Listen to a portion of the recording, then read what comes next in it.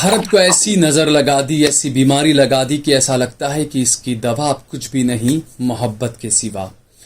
कई ऐसी चीज़ें हमने देखी। हमने पिछली खबर में बताया था कि किस तरीके से रथ यात्रा जो निकली भगवान जगन्नाथ की, उस मौके पर कई मुसलमानों ने एक अच्छी मिसाल पेश की, जैसे कि रथ टूटा और तमाम चीज़ें मुसलमानों ने किस तरह की मदद की।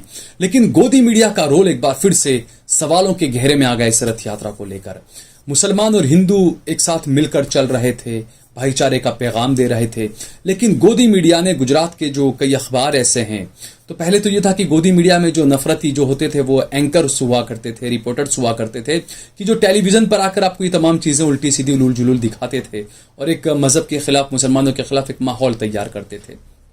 तो एक मुहिम चली, लोगों ने कहा, मैंने भी कहा, कई बड़े पत्रकारों ने कहा कि टेलीविजन चैनल देखना बंद कर दीजिए, अब आपको नहीं देखना चाहिए क्योंकि वो आपको दंगाई बना रहा है, वो आपके बच्चों को भी दंगाई बना रहा है। लेकिन अब ऐसा लगता है कि जो प्रिंट मीडिया है वो भी इसमें पीछे नहीं है। एक अखबार है, उसकी खबर आपको हम दिखाते हैं, आप देखिए हमारी स्क्रीन पर। दरअसल ये हुआ कि रथ यात्रा जब निकल रही थी, उस वक्त एक हिंदू इलाके में, मैं साफ कहूंगा एक हिंदू इलाके में, एक बालकनी, मेरे ख्याल से किसी हिंदू भाई का ही मकान था वो, तो उसकी गैलरी जो थी वो टूट कर गिर गई। अब नीचे से रथ यात्रा निकल रही थी, काफी भीड़ जमी हुई थी वहां पर। इस रथ यात्रा के दौरान जब दीवार वहां की एक बाहर गैलरी का एक हिस्सा टूटा, तो नीचे जो लोग बैठे हुए थे, जो लोग भगवान जगन्नाथ के दर्शन के लिए आए थे रथ के, वो लोग जो वहां पर खड़े थे या बैठे थे, उन पर वो गैलरी का कुछ हिस्सा आकर गिरा। एक व्यक्ति की उसमें मौत हो गई और 4 से 5 लोग उसमें जख्मी हुए, जिनका इलाज अस्पताल में चल रहा है। अब ये तमाम चीजें दोस्तों, ये खबर थी, आपको मैंने बताई। लेकिन एक अखबार है, वो ये दिखाता है, वो अपने अखबार के अंदर लिखता है, और कोई छोटा मोटा अखबार नहीं है, यह है भास्कर, दिव्य भास्कर।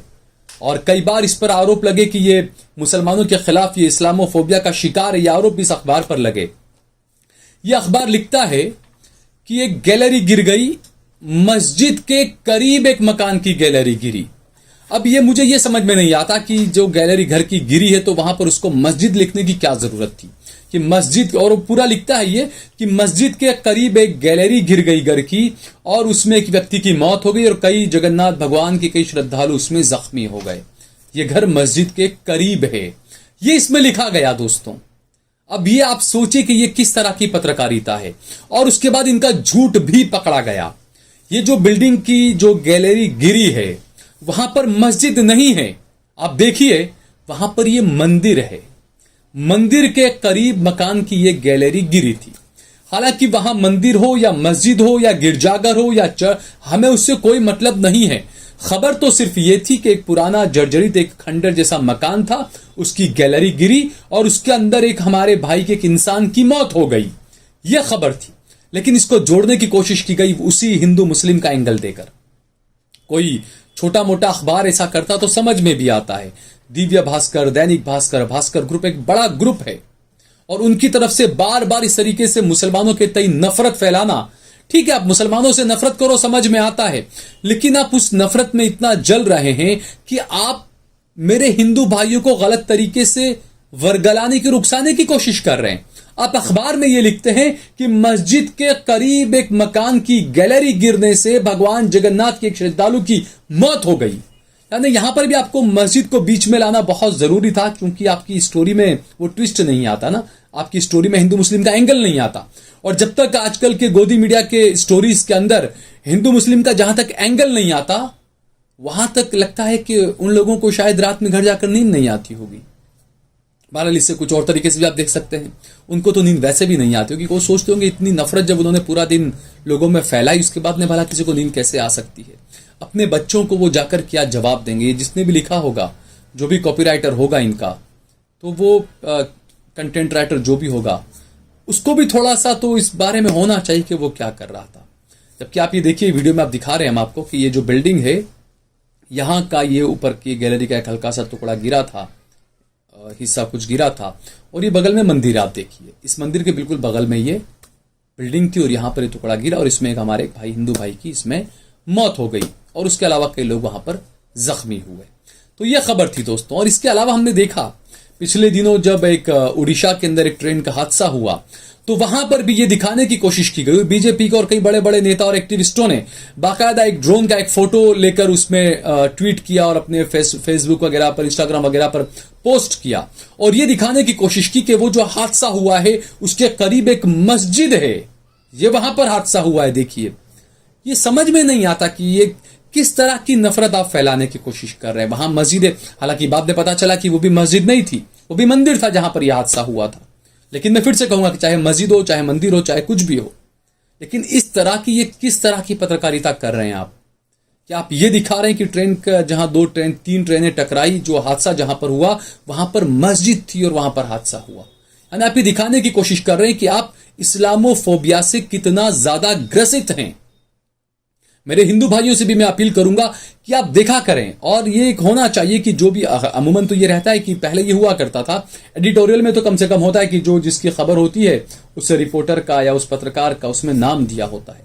अब ये होना चाहिए कि जो भी खबरें जो अखबार में जो होती है उस खबर के नीचे उस रिपोर्टर का नाम होना चाहिए, या ऊपर उस रिपोर्टर का नाम होना चाहिए कि यह खबर किसने लिखी और किसने ला कर दी है, ताकि जनता में, लोगों में ये बात का मैसेज जाए, वो समझें इनकी खबरों को पढ़कर कि ये किस मानसिकता का रिपोर्टर है, ये किस मानसिकता का पत्रकार है, ताकि आप ऐसे नफरत के पुजारियों से थोड़ा सा चेत के रहें, थोड़ा बेदार रहें, थोड़ा संभलें ऐसे नफरत के पुजारियों से, ऐसे एंकरों से और ऐसे रिपोर्टरों से। क्योंकि जैसा मैंने बताया उड़ीसा में भी ऐसा किया था।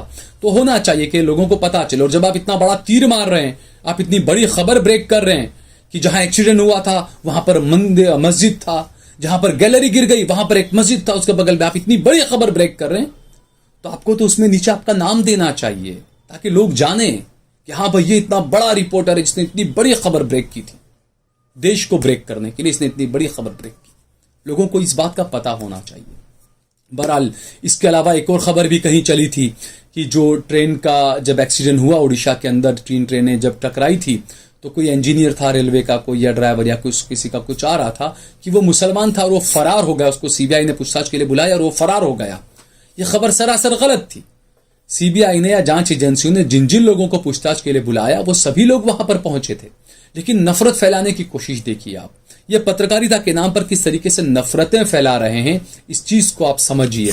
लेकिन मैं तो बस यही कहूंगा कि अल्लामा इकबाल का एक बहुत ही बेहतरीन, बहुत खूबसूरत एक शेर था कि तौहीद की अमानत सीनों में है हमारे, आसान नहीं मिटाना नामो निशा हमारा।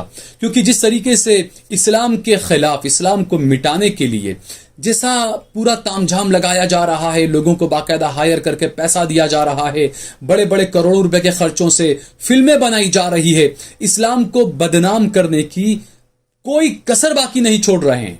मैं तो यही कहूंगा कि इसका अगर 50% भी अगर इन्होंने किसी दूसरे मजहब को खत्म करने में अगर लगाया होता तो मजहब अब तक खत्म हो चुका होता। लेकिन ये मजहब है हमारा, ये मिटता नहीं। और मैं बार बार ये बात भी हमेशा कहता हूं कि जो इस्लाम है वो सिर्फ मुसलमानों का मजहब नहीं है, वो इंसानियत का मजहब है। इंसान आपको जो है, आपको इंसान बनाने वाला ये मजहब है। और जो कुरान है, ये हमारी बदकिस्मती रही कि हमने ये थप्पा लगा दिया कि कुरान तो जो है वो सिर्फ मुसलमानों का किताब है। लेकिन मैं यहां पर मेरे सब हिंदू भाइयों से कहूंगा कि कुरान जो है वो सिर्फ मुसलमानों का किताब नहीं है। कुरान जो है वो पूरे इंसानियत की किताब है, उसे कोई भी इंसान पढ़ सकता है। तो आपको जो लोग वर्गलाते हैं, आपको जो लोग नफरत की आग में झोंक रहे हैं कुरान की आयतों के नाम पर, तो मैं आपसे भी कहूंगा, आप पढ़े लिखे हैं, समझदार हैं, जाइए मार्केट में, आप हिंदी में, अंग्रेजी में, गुजराती में, हर तरह जो भाषा आपको आती हो, हर भाषा के अंदर आपको कुरान मिल जाएगा। आप लाकर पढ़कर खुद ही तय करें आप कि क्या है और क्या नहीं है, क्या सही और क्या गलत है, ताकि ये नफरत के पुजारियों की दुकानें बंद हो कम से कम। अगर आपको यह खबर पसंद आई हो, ये वीडियो अगर आपको पसंद आया हो, तो इस पर कमेंट करें, इसे लाइक करें, इसे ज्यादा से ज्यादा शेयर करें। सोशल मीडिया के तमाम प्लेटफॉर्म्स पर आप देश लाइव को जरूर फॉलो करें, सब्सक्राइब करें, हमारे चैनल को भी सब्सक्राइब करें।